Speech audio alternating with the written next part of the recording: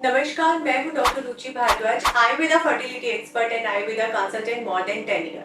सो आज हम इस वीडियो में, जैसे कि मैंने आपको पहले बताया, हमारी महिलाओं से जुड़ी, उनकी मेंस्ट्रुअल हेल्थ से जुड़ी जितनी भी समस्याएं हैं उसको लेके हमने एक सीरीज बनाई है, जिसमें हम पहले मिनार्की के बारे में बोल चुके हैं और आज हम मिनार्की से जुड़ी यानी कि उसके पहले पीरियड से जुड़ी जितनी समस्याएं हैं उसको इस वीडियो में डिस्कस करेंगे। सबसे बड़ी समस्या रहती है डिस्नोरिया, जिसको आयुर्वेद में हम कष्टा आर्तव भी बोलते हैं, यानी कि पेनफुल मेंस्ट्रुअल ब्लीडिंग।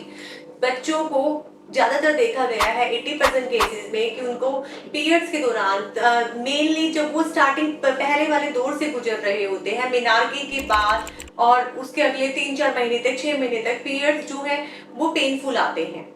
सो हाँ, वो एक नॉर्मल है। पेनफुल आना, उनकी बॉडी में प्रोस्टाग्लैंडिन मूवमेंट्स होती हैं, उसकी वजह से पीरियड्स पेनफुल आते हैं। बच्चों में ये ज्यादा होती है क्योंकि उनके हार्मोन्स बहुत ही रेगुलेट होते हैं और एक्टिव होते हैं। समटाइम्स बच्चों में जब बहुत ज्यादा डेफिशिएंसीज होती हैं, आयरन डेफिशिएंसी होती है, विटामिन डी, कैल्शियम, तो भी उनके प्रोस्टाग्लैंडिन मूवमेंट्स जो है वो बहुत ज्यादा हाइपर हो जाते हैं और उसकी वजह से उनको पीरियड्स में बहुत दर्द होता है। उसके अलावा अगर हम आयुर्वेद पे बात करें तो उस दौरान बच्चों में पित्त लेवल बहुत ज्यादा होता है, जो उनकी टीन एज का टाइम होता है। उनको ज्यादा, बहुत ज्यादा स्वेटिंग होना, बहुत ज्यादा मूड इरिटेशन, चिड़चिड़ापन आना, तो ये सारी बहुत ही आम समस्याएं हैं। सो इसमें बच्चे के खान पान का ध्यान रखा जाए। पेरेंट्स को पता होना चाहिए उन्हें पित्त पैसिफाई करने वाली चीजें, जैसे कि मैंने पिछले वीडियो में भी बताया था कि डाइट में घी जरूर ऐड होना चाहिए। उसके साथ साथ जिन चीजों से बॉडी में पित्त या एसिडिटी ज्यादा बनती है वो बच्चों को ना खिलाएं। बच्चों में ध्यान रखें ज्यादा अचार, मिर्च और स्पाइसी खाना ना दें। इन चीजों से उनकी हार्मोन हेल्थ भी बहुत ज्यादा इफेक्ट करती है।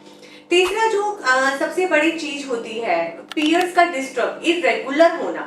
इरेगुलर के मिनार्की के बाद बहुत सारे बच्चों में समस्याएं देखी गई हैं। काफी सारे बच्चे आके बोलते हैं मैम हमें 3-4 महीने तक पीरियड नहीं आया, सडनली हमें पीरियड आ गया है 5 महीने बाद। या फिर बहुत सारे बच्चे हमें ये भी बोलते हैं कि उनके पेरेंट्स को ये रहता है कि मैम इसको 1 साल तक पीरियड नहीं आया। मिनार्की होने के बाद 1 या 2 महीने की माहवारी के बाद ऐसा बहुत केसेस में पॉसिबल होता है।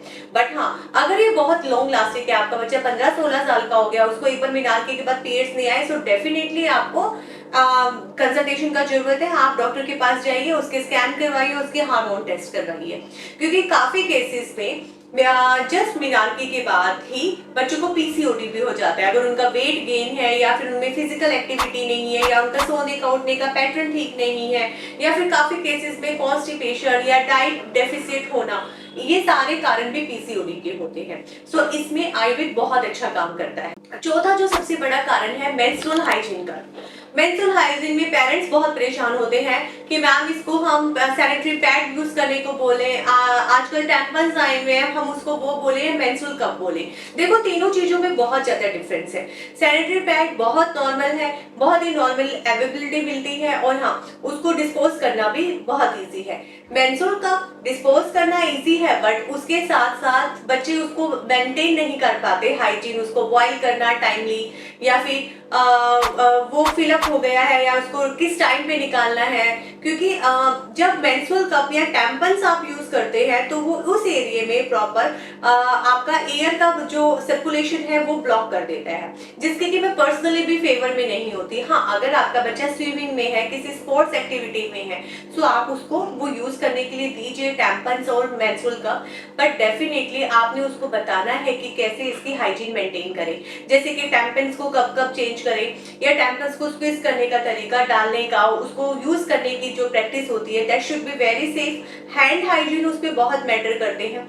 सेकेंडली, मेंस्ट्रुअल कप को भी बॉईल करना एक प्रॉपर टेम्परेचर पे, उसको अच्छे से सैनिटाइज रखना, ये भी एक बहुत बड़ी नॉलेज होती है जो आपको बच्चे को बतानी चाहिए। तो ये सारी चीजें करके आप उसकी मेंस्ट्रुअल हाइजीन मेंटेन कर सकते हैं। और पांचवा जो बड़ा कारण होता है वो ये समस्या होती है कि किसी बच्चे को तो, मेरी फ्रेंड को तो पीरियड सिर्फ 2 दिन आते हैं और मुझे पीरियड 5 दिन आते हैं, ऐसा क्यों?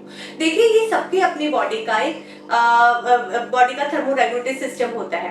अपनी बॉडी में अगर हम आयुर्वेद की भाषा में बात करें, वात, पित्त, कफ हमारे दोष ही इस चीज को बैलेंस में लाते हैं कि किसी को कितने दिन का, क्योंकि सबका बॉडी टाइप सेम नहीं होता, किसको कितने दिन का मेंस्ट्रुअल साइकिल है। हाँ, बट अगर आपका मेंस्ट्रुअल साइकिल जो है, लेंथ जो है वो 2 दिन से कम का है, सो डेफिनेटली आपने उस टाइम भी डॉक्टर से एक सलाह लेनी है। या फिर बहुत ज्यादा 5 दिन से ज्यादा आपके बच्चे को माहवारी हो रही है, एक दिन में उसको इतनी हैवी ब्लीडिंग होती है कि उसको 5 या 6 से ज्यादा पैड चेंज करने पड़ते हैं, सो डेफिनेटली उसमें भी आपको डॉक्टरी कंसल्टेशन की जरूरत होती है। तो इन सारी मीनारकी से जुड़ी हुई समस्या में आपको कोई भी इश्यू है तो आयुर्वेद इसमें बहुत अच्छा समाधान है। मीनारकी के टाइम पे आपके बच्चे की मेंस्ट्रुअल हेल्थ, आपके बच्चे की मेंस्ट्रुअल हाइजीन हेल्थ, इन दोनों को मेंटेन करना, उसे सिखाना, उसे समझाना बहुत जरूरी है। सो इस चीज को वो कॉप अप करता है सिर्फ अपने पेरेंट्स से, अपने आसपास के लोगों से डिस्कस करके। ऑल्दो आजकल स्कूल्स में बहुत अच्छी नॉलेज दी जा रही है, बट फिर भी जो पेरेंट्स का एक प्रॉपर विजन होना चाहिए वो उस टाइम पे बच्चे को साइकोलॉजिकल काउंसलिंग करने का होना चाहिए, क्योंकि उसकी बॉडी में फिजिकली भी बहुत चेंजेस होते हैं जो कि वो समझ पाए और उस चीज को एडॉप्ट कर पाए। धन्यवाद।